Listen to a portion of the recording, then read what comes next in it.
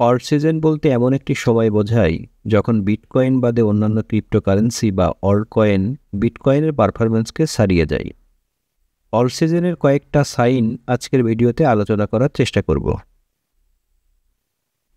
Bitcoin dominance হ্রাস পায়।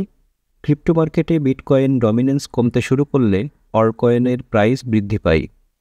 সাধারণত ডমিনেন্স 40%-এর নিচে এলে অল্ট সিজন শুরু হওয়ার সম্ভাবনা বেড়ে যায়। অল্ট কয়েনের দাম দ্রুত বাড়ে যখন অল্ট কয়েনের প্রাইস সিগনিফিক্যান্টলি পাম্প করে, যা বিটকয়েনের গেইনকে ছাড়িয়ে যায়। বিশেষ করে mid to low ক্যাপের alt coin বা ডেফি, গেমিং অথবা লেয়ার 1-এর মূল্য শার্পলি বৃদ্ধি পেতে থাকে।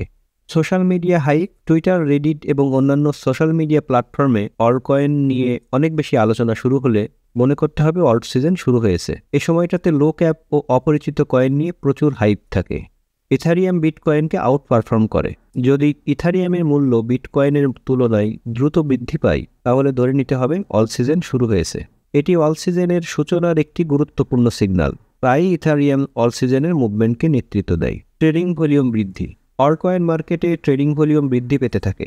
বিশেষ করে স্মলার ক্যাপ কয়েনগুলোতে ভলিউম বৃদ্ধি পাওয়ার মানে হলো ট্রেডারদের এখন বিটকয়েনের বাইরে অল্ট কয়েনে ইন্টারেস্ট গ্রো করেছে। নিউ ট্রেন্ড এবং ন্যারেটিভ। নিউ ট্রেন্ড যেমন DeFi, NFT, AI token, metaverse এর হাইপ সাধারণত অল্ট সিজনকে ড্রাইভ করে। যদি দেখা যায় উদীয়মান সেক্টর নিয়ে প্রচুর কথা হচ্ছে, তাহলে ধরে নিতে হবে অল্ট সিজন শুরু হয়েছে। সতর্কতা।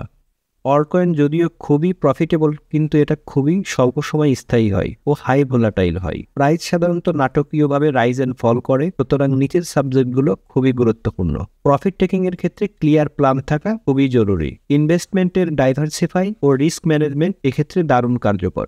স্ক্যাম ও হাইপ প্রজেক্টের ব্যাপারে খুবই সতর্ক হতে হবে।